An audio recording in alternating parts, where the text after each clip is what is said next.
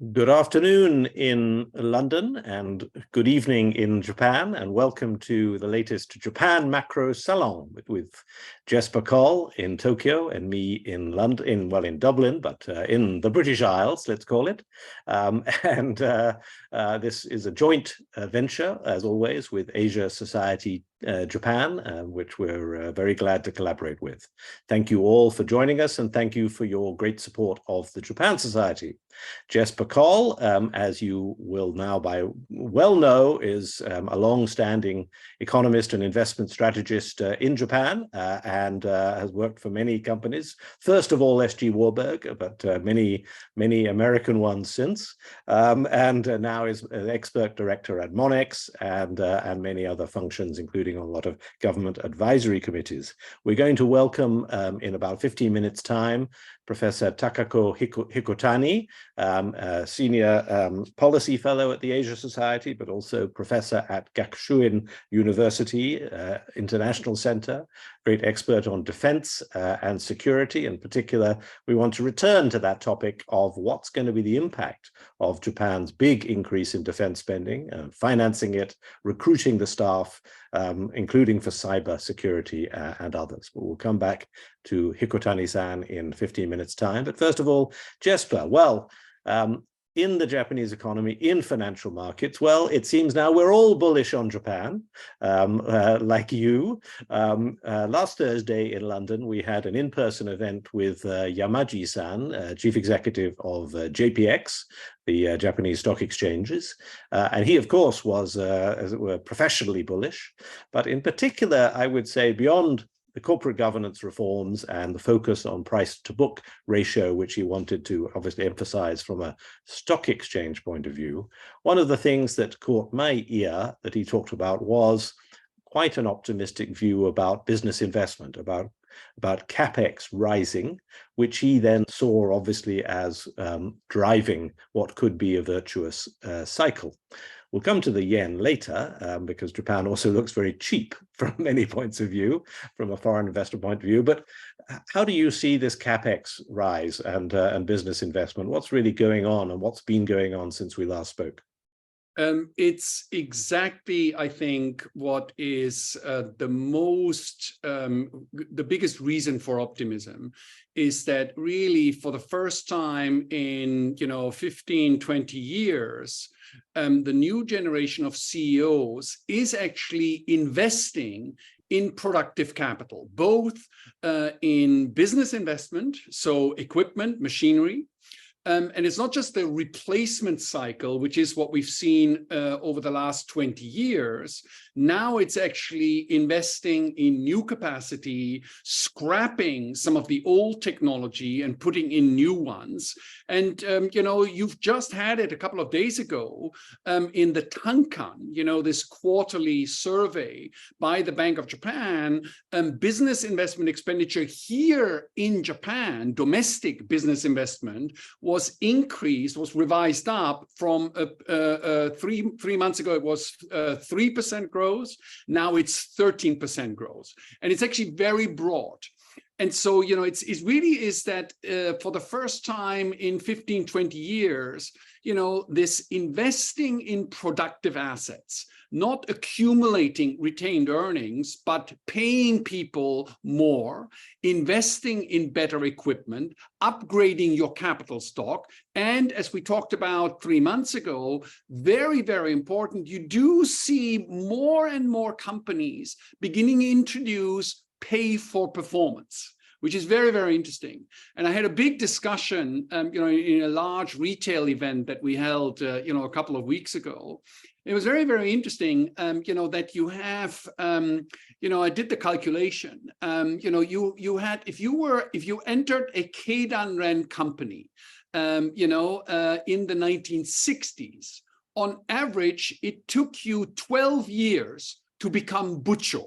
So to become a general manager, right, as a genuine section chief, 12 years. So that was, not only did you get paid, but you were also given responsibility.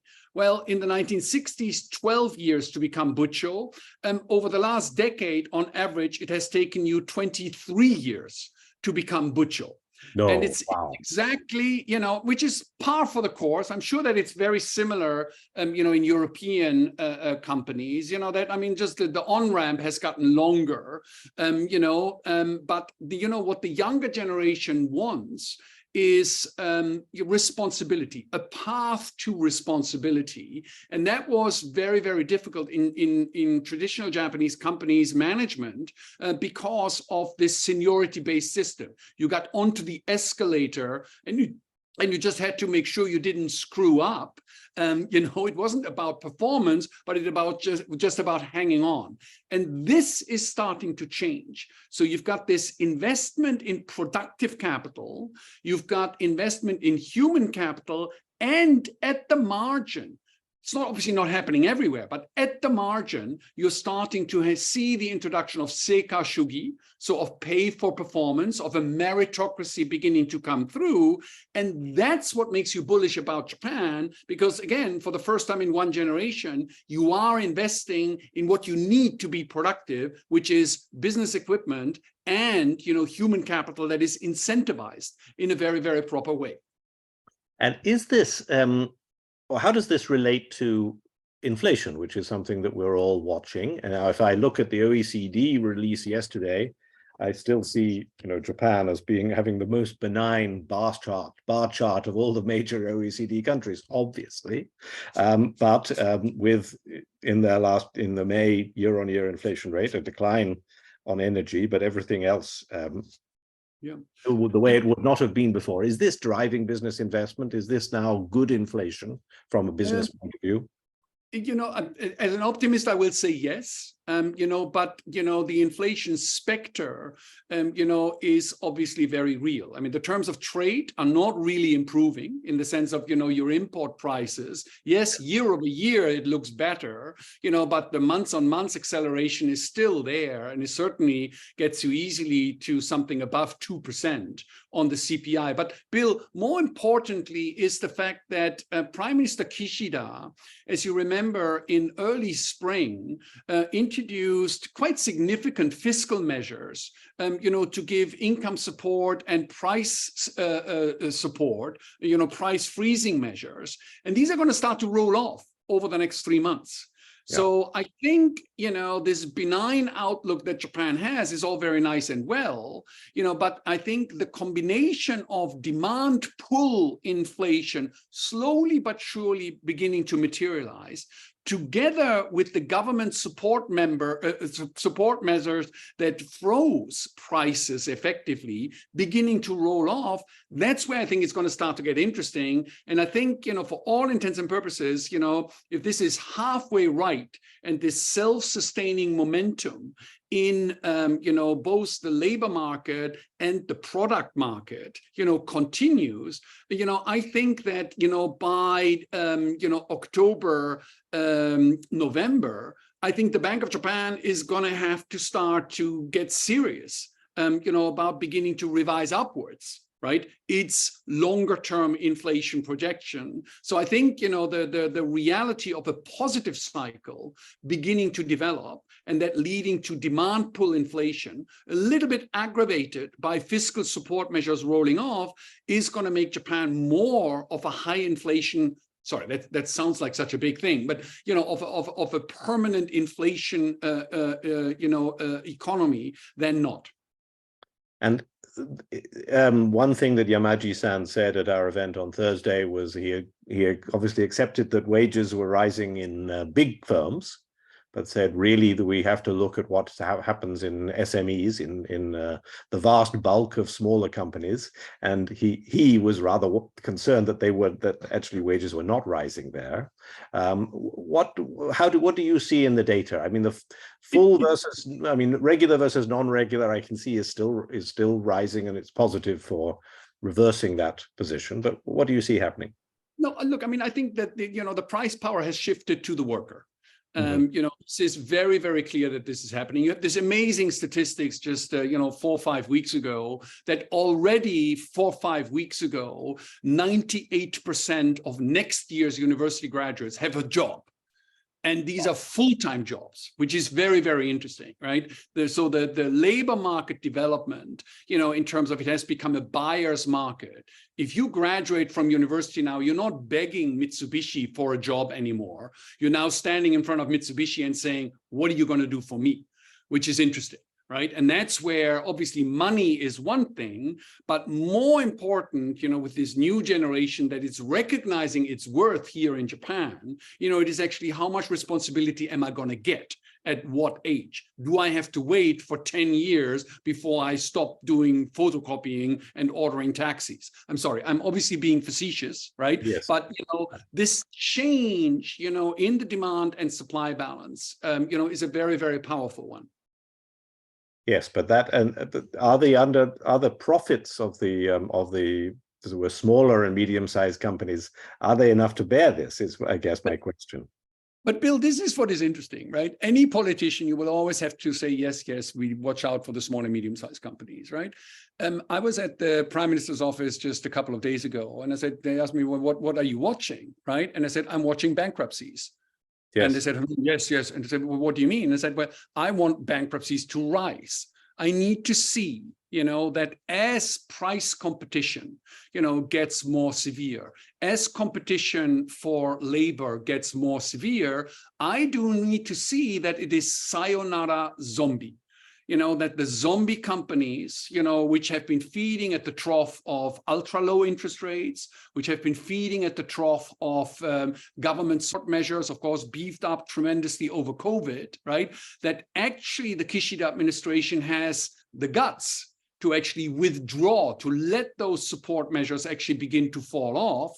And as a result of that, yes, Takako Data Bank estimates that about 13% of all companies, and this is in the economy, this is not in the listed market, right? But 13% of all companies now currently cannot cover their interest expense out of current profits. So technically they're bankrupt and they only survive because of government support measures.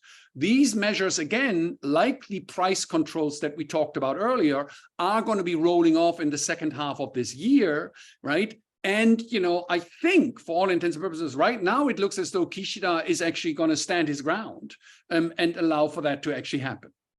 Fantastic. Well, so let me come back. I think I'll bring in Hikotani-san in a moment, because the labor market cuts straight into the defense issues. But before doing that, I'm going to just ask you about the stock exchange measures. I mean, this attempt to get listed companies to look at their cost of capital, to focus on price to book ratio, the lift. Do you see this actually having teeth and making a difference? Because that, in a way, is an anti-zombie measure as well. Yeah, and the answer is absolutely yes. And I mean, as you know, I'm involved in one of the retail investor funded, activist funds here. So we do the rounds, knocking on doors of CEOs. And, since April the 1st, when this measure by the Tokyo Stock Exchange got implemented, we now get incoming calls from CEOs asking us, what do we need to do? Wow. So so again, I don't want to over exaggerate it, right? But again, the fact that Japan is a culture that lives off looking across, of shaming, right? And now that you've got the stock exchange embracing it, now that everybody recognizes, oh, the price to book ratio in this company is so low. Why is it so low? Now the metabolism has actually started to change. And I think, we will see, more productive measures, coming through, as in the activist space, been super, over the last couple of months, record number of shareholder proposals coming through, the domestic institutional investors, which is again new, the domestic institutional investors voting, right? Against management at an increasing rate. And that is obviously empowered by Yanaji, by the head of the Tokyo Stock Exchange, saying, it's like, look, what are you doing? Why is your stock price below book? You shouldn't be a listed company. Yeah, exactly. No, well, we'll watch that space and monitor it every quarter, I can tell you. Now, I'm going to invite Professor Hikotani to join us, to turn on her video if she if she can. Excellent. There we are. I first met Hikotani-san many years ago at a UK-Japan 21st Century Group meeting, and we went together to visit an ancient British defense mechanism, namely Hadrian's Wall, up in the north of England, together with others. But welcome, Hikotani-san, professor of Gakushuin University now, previously at Columbia University, and also a senior policy fellow, rather, with the Asia Society, hence the backdrop, which is very splendid behind you. Now, as you heard, Jesper and I were talking about the labor market, and increasingly everything being very much the balance of power moving to the recruit. 98% of university graduates having already found their first job. So my question to start off is, and Hikotani-san used to teach, by the way, at the National Defense Academy also, how on earth are the self-defense forces going to recruit in this market? And let me mention that I read also that the Ministry of Foreign Affairs says it's going to increase its number of diplomats by 20% between now and 2030 to 8,000. There's a lot of cyber people needing to be recruited as well. Where on earth are all these people going to come from? How is it going to work?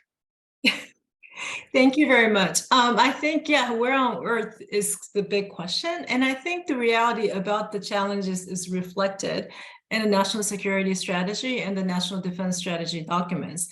That is, we have a pretty ambitious plan in terms of what we're going to buy and spend on, but the personnel goals, we don't aim to increase the personnel corresponding to the increases in how much we're paying for the budget itself, and people are a little bit worried that we're going to be doing so much more, but not increasing the number of people. And that is because that's really difficult. We still haven't met our goals at this point. So although the budget is going to increase, we have a pretty realistic expectation to just sustaining the current level is going to be quite difficult. And how exactly we're going to do that, I think and it's not just about the number, but also the quality. I think there's a lot of things that's happening in the defense sphere that we're going to need even more quality personnel that has expertise in cyber and whatnot. So I think one possible answer is, if I were to try to echo your recent book, Bill, is you have a book, Japan's Far More Female Future. I think for the self-defense forces, it has to be also far more female. That's one way to go that is very important. Currently, about 7 to 8% of this personnel in the self-defense forces women, and that the goal is to increase it by 14% to 14% by 2050. I think that needs to be done much faster to make up for the gap that we're going to be facing very soon. But just to keep in mind that by 2035, 35% of Japan's population is going to be over the age of 65. And that's pretty difficult. I'm probably going to be around the age by then, but it's just that it's actually not looking good in terms of recruitment because we're having less kids every year. And for that reason, too, we have to be a little bit more creative about, as what I said, one is female, but also in terms of making it attractive to work for the self-defense forces. Retaining people is a good thing, that the job market is a lot more fluid than before, but the self-defense forces has to be conscious. They have to be able to keep the good people, and how to in some ways, you mentioned cyber. I do think that there needs to be more people who are equipped to do that within the self-defense forces. The National Defense Academy, where I used to teach, is starting a department of cyber studies. But if they lose all the personnel to the private sector, that's no use. So in a way, they have to make sure what exactly are the personnel or the cyber personnel that need within, and what aspects of the work that self-defense force could be done outsourced. And I think those kind of hard questions need to be asked going forward in terms of how to have the force that we are going to build in the next 5 years with a much larger budget. One of the excellent pieces that you've written recently, this was for the Asia Society, I think this time last year, you talked to Takako's take, as you call it. You talked about, since we're in July, I feel I can mention it, you talked about August journalism. Yes. in Japan. Now, in the UK, August is known in the media as the silly season. In other words, a time when you all have all sorts of fantasy stories, like Loch Ness monsters being rediscovered and this kind of thing. In the past, anyway, this was the case. But what the point you made in your piece was that August is a month of memories, of anniversaries, of the 6th and the 9th, the 2 atomic bombs, and the 15th being the end of the Pacific War. How do you see the sort of culture or kind of perception of the military and of defense as we enter this period of August journalism, but also as we're in a new phase in terms of the defense buildup and the national security strategy? Yes, thank you. I wrote that piece because I remembered August, especially when you mentioned the 6th and 9th and the 15th, from the memory of my son having the homework to write the diary specifically for those dates. And the teacher's message was that we're supposed to discuss as family what those dates meant. And myself being a maverick, I thought maybe we can just talk about going to Disneyland. But there is some sense that you can't really do that. We have to reflect on those dates. And I think that still remains today. But I think the difference is it's not just about a remembrance, but there's an ongoing war. And it's been almost a year since I wrote that piece. But I do think that people watching what's happening in Ukraine are making people more worried that that's something that happens now and not just in the past, more than 7 years ago. So that, I think, is a major difference. But I guess the next step of what that means for their daily life is still a difficult question. I think there's more support for spending more in defense because people are worried about just defense, but how much they're willing to open their own wallets for that and how much they're willing to work for that is a different question. And I think that step still needs to be taken, and that the worry that people are not that prepared for that is reflected in government's reluctance to raise taxes for the defense budget. They just kicked the can for another year. They were supposed to start considering that in 2024. They kicked the can to 2025.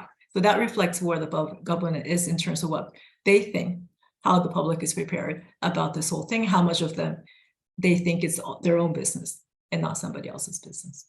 Good point. Now, I should have mentioned to all of the attendees that I very much welcome questions written in the Q&A function on any of the topics that we're discussing today, but obviously including not defense and Japan's new strategy, but also all of the economic questions that Jesper and I were covering. Let me ask Jesper on taxes and the willingness to pay. How do you see that? Well, look, first of all, the good news. Japan currently is actually enjoying the dividend of having built a better tax system over the last 30 years. It was like pulling teeth. It was very slow, these incremental increases in the consumption tax. But the reality is that now indirect taxes, because of the VAT, because of the consumption tax now, Japan has the highest tax multiplier in the OECD. And you've seen just the data just coming out, you've seen now 3 consecutive years of record tax collection. Last year, the MOF estimated, we should get something like 67 trillion yen. Remember, this is a 550 trillion yen economy.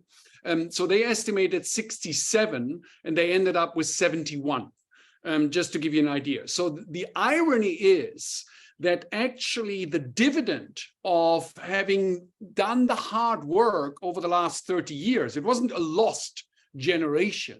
There was incrementalism, but now the dividend is actually starting to come through. So the irony is that actually for the initial increases in the defense budget, right? For the first couple of years, you can actually see how it can be funded, out of some excess revenue collection. And of course, our friends at the Ministry of Finance will continue to be very, very conservative in the estimates that they actually make there. So it's right now, Kishida, ironically, is right. there is no need to do something drastic, but sooner or later, by 2024, 2025, I think tax increases both for corporations as well as for individuals are going to be on the table. And by the way, there's a detailed thing that happened, which is actually, they had special tax treatment for buying tower mansions, right? That basically were very generously assessed, for inheritance tax purposes, and that window is going to be closed. From next year, which some people interpret as sort of a first sign, that actually fixed asset taxes here in Japan may also be on the agenda. Right. Okay. No. Well, that would be an interesting development. Now, Hikotani-san, obviously, one of the investor kind of questions is also about the defense industry. Yes, definitely one needs to recruit the staff. One definitely needs to have the quality of people in the self-defense forces. And one can see it particularly being a pressure in cyber and intelligence. But also the defense industry, the industrial base is going to be a key part of this. And I see moves being made to liberalize the rules governing exports.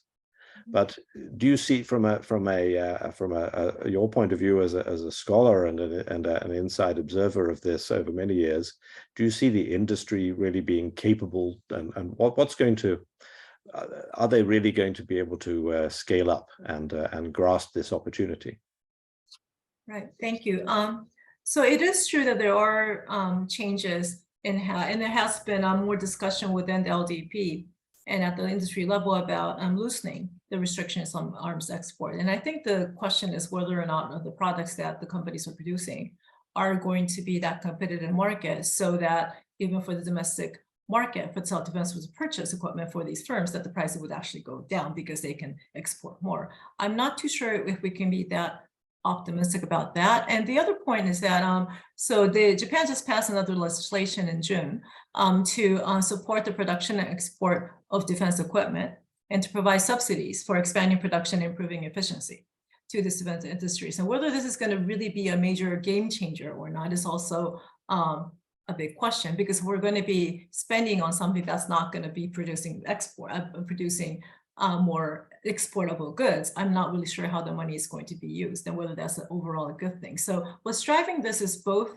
the high cost of domestically produced equipment, partly due to the fact that they can't be exported, and the other aspect of this is about resilience and about the worry about the supply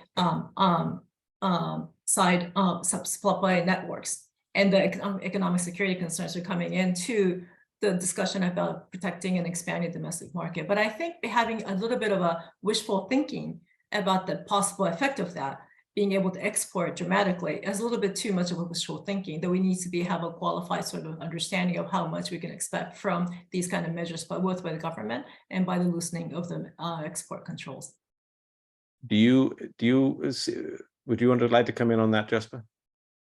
No, I was just going to say, I mean, in some of the circles that I move in, there's great envy in looking at South Korea and the success that South Korea's defense industry, has developed. I think you're familiar with the fact that they won, significant, I think it's about $6 billion worth of defense contracts from Poland, as Poland is building up its army, as well as they actually beat the Germans on building tanks, for the army there.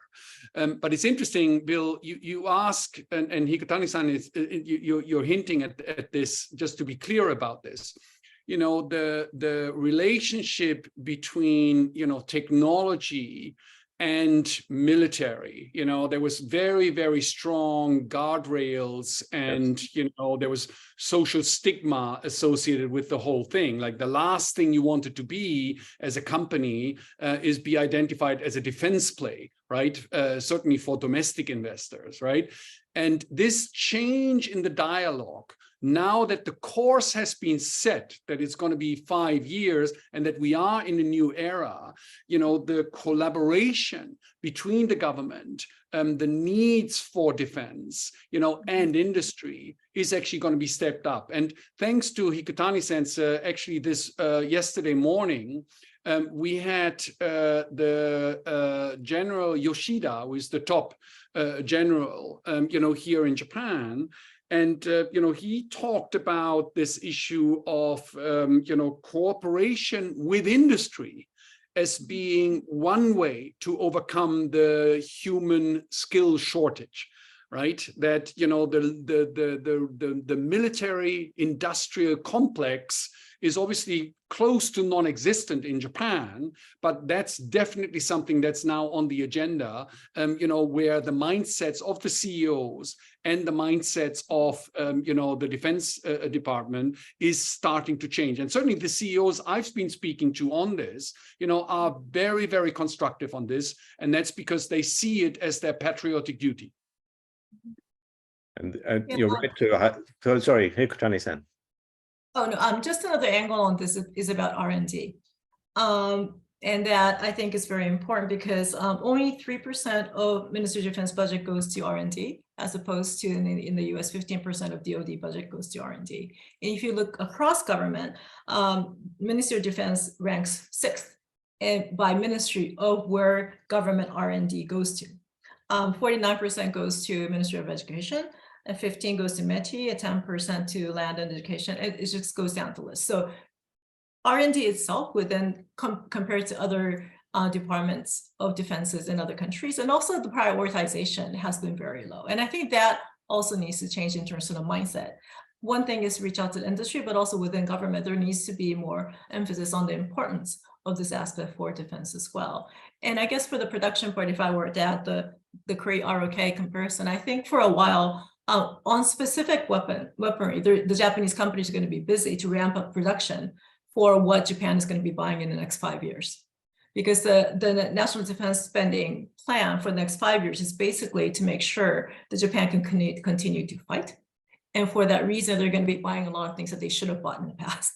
And so in a way, that's going to be a lot of the production going. So I think we need a longer term picture in terms of where the defense industry is likely to go and how exactly that's going to be an expanding market. No, and I think it's very important that both of you have underlined this question about the stigma between and the lack of collaboration in the past over R&D and over military, between military and civil, which includes universities very critically as well, where you would expect some of the origin, as it were, the basic R&D to be being done. That barrier perhaps needs to be crossed. I'll come into a question in a moment, but Jesper, before you. No, I was going to say on that, I mean, sort of the one of the more interesting, this is absolutely key, right? And that's the reality. The question that you alluded to, Bill and, Takako, it's very difficult to develop an arms export industry. I mean, there's a lot of things that need to happen to actually get this done. And so if you take something where Japan is very good at, Japan arguably builds the best diesel electric submarines in the world, right? But, they haven't been able to sell them internationally. And so the question, for example, is whether in the US-Japan alliance, whether some deal can be reached where you say, well, fine, we're going to buy more Patriot missiles from you because that's what you are very good at. But those diesel electric submarines, which are the workhorses, in the ocean, because that's how you secure all your pipelines and all your cables, right? You're going to help us, America, with actually developing an export industry. It's going to be very interesting to see whether that sort of new shift, it's not just the dialogue with industry, it's not just the dialogue with the universities, but it's also the dialogue with the allies of Japan to actually help them to create an on-ramp for the export industry. And Absolutely. If I were to add that, there has been lots of news about the inclusion of official security assistance within the framework of ODA. And the first case of that, and this is meant to be to enhance the deterrence capability of like-minded countries. and is limited to fields not directly related to any international conflict. So there is a limitation to that. But just as an example, the first case is going to be the Philippines and sales of antenna, satellite communication systems, and it's supposed to be followed by Malaysia, Bangladesh, and Fiji. So I'm not too sure about the industry size of this aspect, but this is what's going to be happening, what's new. But still, it's very small compared to the entire ODA. The ODA is about 570 billion yen, and this is only 2 billion yen. So it's not that we're converting and all of a sudden selling weapons instead of ODA, but it is something that is slowly happening. And there might be areas in which Japan will find a technological edge and comparative advantage compared to other products produced in other countries, other than the diesel propelled submarines that you mentioned, Jesper. In that, I'm delighted you mentioned that overseas assistance point, because I mean, among the sort of people I talk to, it's clear that it's intended that will be a big growth area in the future. I mean, this small amount now is to feel the way and to see how it can really be successfully done. But it may well increase quite substantially in the future. Now, let me bring in a question which links to some of the points that we were talking about stigma and reputation issues. Yuichiro Nakajima, one of the board members of the Japan Society, writes, the SDF, for many reasons, suffers from an image problem. If you did badly at school and could not work, you went to the SDF as a last resort. Constitutional ambiguity has not helped. The government dare not increase taxes. Well, that's the question we were just saying. But what sense of view among the Japanese public is there now about the status of service people? Are they felt? Is there a feeling that the SDF's reputation is now improving, and how can that perception of the service that is being provided by SDF people be improved, do you think, Takako? It's true that in the past, if you look very strong, but look kind of like a delinquent, you were either recruited by the mafia or the self-defense forces. And that tended to be sort of the stigma. But I don't think the current opinion polls show that to be the case. And that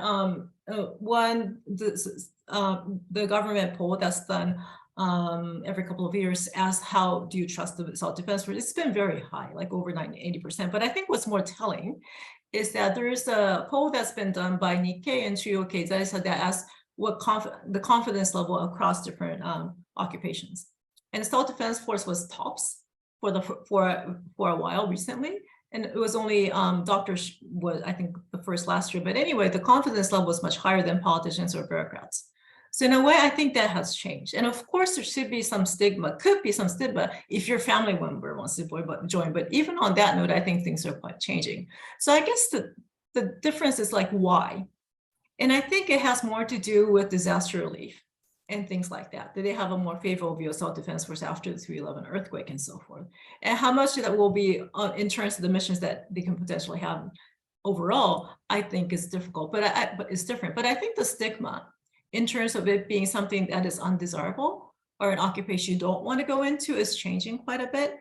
And so the short term, I think the self-defense force is going to have recruiting issues, because when the economy is picking up, as you said, Bill, at the outset, if there's more opportunities for younger people, they're going to have a hard time recruiting. But I think it has less to do with the stigma, but more to do with the structural issue in Japanese economy, where there's going to be less younger people. And that's going to be the bigger recruitment challenge than the stigma itself. Or that's how I feel. And how, I mean, a related question of mine, I mean, you happened to mention offline earlier, you're going to Okinawa shortly, but also the question that has been there and now must be down at the Yonaguni and other parts of the Nansei Islands is how are the local communities going to react to living with much more substantial now Japanese military installations, Japanese bases, Japanese spenders of money, but nevertheless right next door with weapons there. How do you think that element of public opinion is going to develop? Yes, I do think that overall it's totally understandable that the people in Okinawa think of their position to be rather unfair, that 70% of bases, US bases in Japan is located, or around 70% in Okinawa, and that they're more closer to the front lines in a way than before. It's not there just for the convenience of being there, but they're actually geographically in the most precarious area. Do they feel more safe because of that? Do they feel more unsafe because of that? I think it's a tricky question. And I think the political scene has been always interesting, that it actually isn't like uniformly one or the other. No party would be all for bases, but there's difference in nuance across municipalities. And I think we see that by where you're talking about right now. But I do think that is this going to be something that shouldn't be just a local issue, Okinawa issue. I think it's something that Japan as a whole needs to think about the fact that communities with bases going to have more increased risk. And what exactly or how actually we should think about that is going to be tricky. And that right now, it is an important question to ask because of the risk being there, not about bad US soldiers doing bad things around the bases, but it's actually more about being closer to a potential attack. Yes, exactly. No, I think previously on Yonaguni, you thought you were close to a beautiful beach rather than being on the front line. I guess that's going to be a rather more critical change. Now another thing I want to ask about, and maybe it's particularly for Jesper, but is about the whole economic security aspect. I mean, we might talk a little bit about the sort of general question of economic security in a second, but Jesper, one thing that caught my eye was this Japanese government investment fund, JIC, Japan Investment Committee, is that, making this investment in a semiconductor components company, JSR, last week or the week before, which it was profitable, this company, and taking it private. What on earth is going on? Is this a new phase of Japanese industrial policy? I mean, it's so interesting. All my investor friends are very upset because this was a good company, 30-40% global market share, management that knew exactly what it was doing, exactly one of the companies that you want to invest in the private market. And for all intents and purposes, given the sort of changes in the rules and regulations, if they were, containing them to export only to the good guys rather than the bad guys, that framework already perfectly exists. So it's a little bit of a question mark.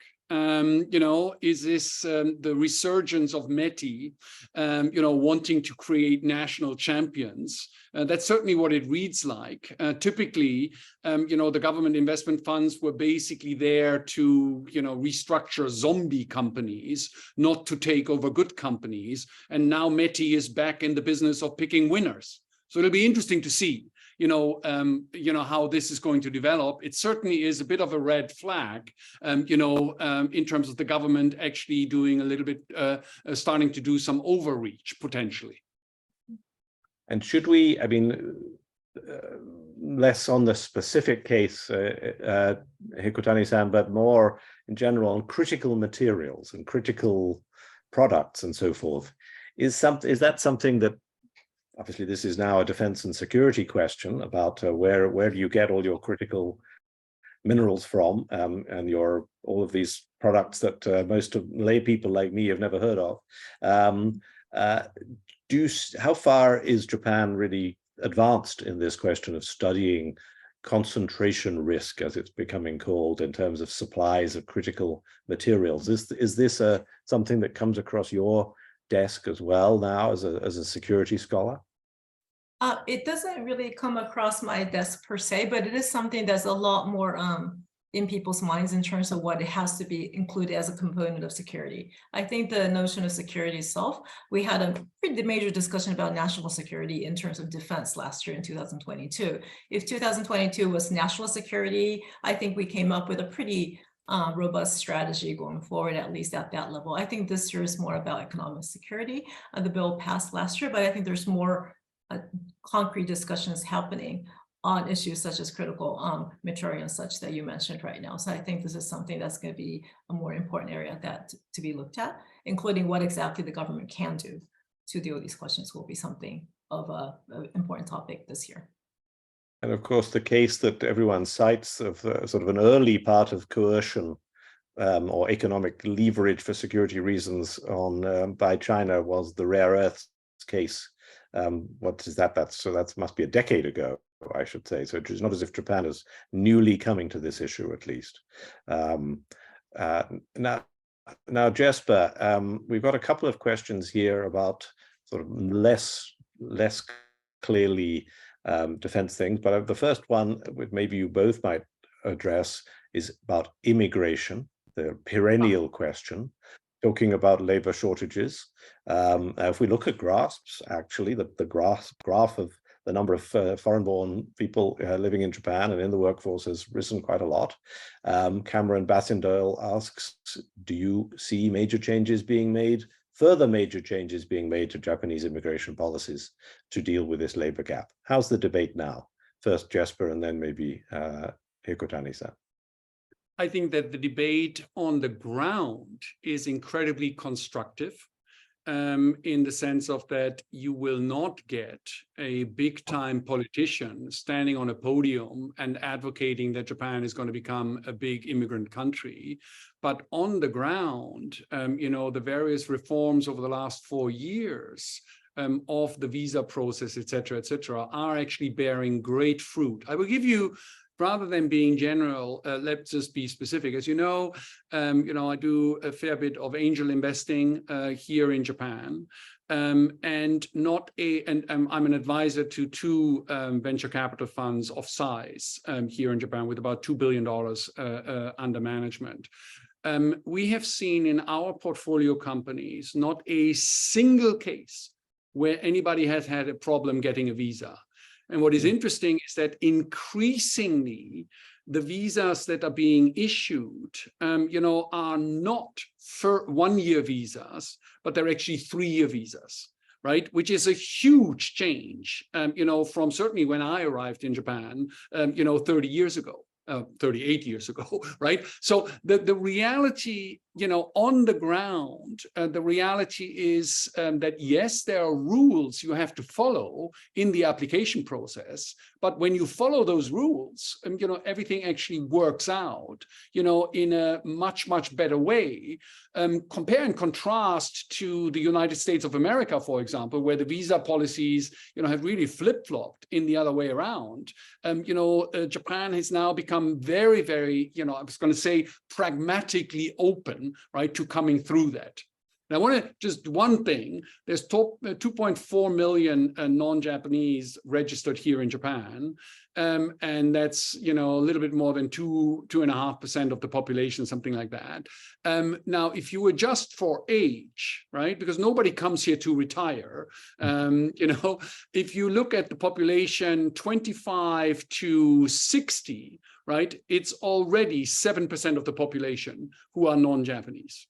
Right, and in Shinjuku, which is where Governor Koike has her offices, in Shinjuku already 25%, so 1 in 4, is a non-Japanese of the age between 20 and 65. Oh, that's fascinating. Yes, absolutely. That's very good ways to put it into a better context. Now, there's another question here. Andrew Pelling has asked about talking about exports of lethal weapons. Will LDP Komeito really agree to this? Lethal weapons exports instead of more defensive items. We've seen some difficulties in the LDP Komeito agreements and coalition. How do you see this playing forward, Hikotani-san? I think it will still be very difficult, but it also depends what you mean by lethal. And but I do think that the difference is that it's discussed and not discussed. And can I just add one thing to the immigration question? Because we had the German ambassador come this morning, and just about 12 hours ago, Jesper was moderating. And that 2 things. One, just in the past, I was just looking at the data, and compared to 10 years ago, we have 2.7 times more immigrants than before. And so that's one thing. And yet it's very difficult for a politician to say that we are an immigrant country. The word immigration is still kind of tricky, but that's actually kind of true for what the German ambassador was saying too, that it's not that it's just like what's happening, and you don't need to announce it in a way that to make it politically very difficult. I think that was the point that was made. But I guess the lessons for Japan is that if we want people to come here and work, we have to expect that they want them to they would want to stay. We should be happy that they would want to stay and bring family over. And that's one thing that we need to work on, that if we want people to come to work, we shouldn't expect them to just leave. We should want them to stay. And for that reason, there has to be more that's been done in Japan at the local level. There has been efforts, but more of a realization as a society that it's going to mean that there's going to be families coming, and that should be a good thing for Japan. So that was just my sense about if I can add on to this, Bill, one data point that is very important actually is Japan now has accepted about 2,800 people from the Ukraine. And as you remember, in previous global conflicts, when there were asylum seekers, et cetera, I mean, if Japan took 3, that was sort of like record breaking, right? So it's quite interesting, that actually, again, the mindset, the pragmatism, has actually, sort of changed quite significantly here. I think that the country, what is it now at Tokyo University, at Kyoto University, you've got between 30 and 35% of all the graduate students, right, are basically Asians, right? Which is very, very interesting. And so, again, this at many different levels, and it comes back to something that we talked about earlier, which is, pay for performance. It's one thing to hire someone into your company and, have him or her do a job. It's another thing to actually provide career opportunities, right? And that's something where the Shanai Bunka, right, the internal culture in many Japanese firms, has a lot of work that still needs to be done.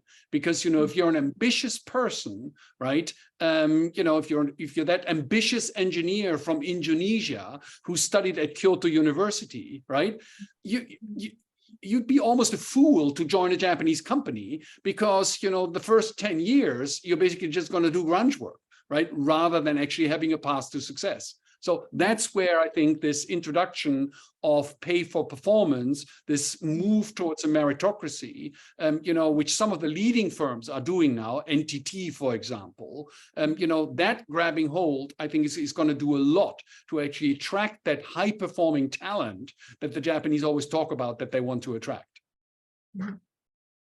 Now, let me take in just one more, of the questions that have been put in, there's a comment here, which just I'll read out from Daniel Maggs, pointing out that that obviously there are a lot of different ranks within the self-defense forces, but what he points out is that officers are actually very prestigious, rather like people from Sandhurst in the UK, have a lot of interaction with overseas forces, and the opinion he's suggesting is that there isn't a stigma for officers, it's really the rank and file people. So that's a useful clarification, I think. But then a quick question before we go on to back into, if you like, final points about the economy and particularly risks looking at it. But an anonymous attendee has asked about promotion of Tokyo as a destination for international financial services companies. Does Jesper see this as a realistic ambition, and does the infrastructure support this ambition? Is this at all becoming more realistic as Japan has become such a popular place for foreign investment again, or is this the perennial disappointment? So full disclosure, I am an official global ambassador of the Tokyo Financial Center initiative here. So of course I'm going to say, it's real. But as an analyst here and, trying to be a little bit more objective, I think that the one thing that has changed is that now you've got national buy-in. So when you look at the committee structure of these financial center initiative here in Tokyo now that Governor Koike has put together, now you've got the FSA, you've got the NTA, you've got the National Tax Authority, you've got the National Pension Fund Association sitting at the table, which has never happened before. Right. So the buy-in is much, much stronger, and fingers crossed, some good things are actually going to start to be happening as a result of that. Okay, thank you. Now let me look at risks and particularly about. Let me start with the yen. Yeah. Now, you said that Japan is not a place where people come to retire. Well, actually, it's a pretty cheap place to go and live at the present if you're coming from dollars or euro or sterling. And maybe I was thinking when I looked at the average prices of apartments in Tokyo back to 1991 levels in one of your recent articles, then I divided that by today's exchange rate. I thought, my, that's cheap in sterling terms. I should buy an apartment in Tokyo. But seriously, I mean, the push-pull on the yen, I mean, if you've got the Fed peaking out in its interest rates and Governor Ueda needing to think more about inflation and maybe adjusting monetary policy gradually over the next 12 months, will you see the yen swing back, or are you concerned in the opposite direction? So it's very interesting, and trust me, Bill, I've learned the hard way that when you want to make money on the exchange rate, it's best to ignore what goes on in Japan and just listen to the Federal Reserve, right? And this is because it just takes that much longer for policy decisions to be made here in Japan. And let's be honest, yes, Governor Ueda, possibly changing interest rates. I mean, what's it going to be? It's going to be 15 basis points, and that will be upsetting for a couple of days. But, nobody is going to make the case, or I don't think you're going to be able to make the case that here we're going to have 8 consecutive increases coming over the next, 3 or 4 months. So it'll be, of course, there's an abnormal element to the interest rate structure. It's still an emergency, let's get out of deflation monetary policy. There's no question about that. And, we can discuss what is needed to the normalization here, right? But I think at the end of the day, it's the question of the Federal Reserve. And in my personal opinion, I'm with Jamie Dimon. I see no reason for why America is not going to have a 7% Fed funds rate, because I think the American economy is way stronger than people are anticipating right now. And it comes back to what we started out this conversation with, which is investment. I mean, whether you like the new industrial policy in America or not is indifferent. As a business person, look at the foreign direct investment flows that America is attracting now. I mean, there's about $36 billion from Japan alone, right, coming over the last 6 months of new factories that are going to be built in America.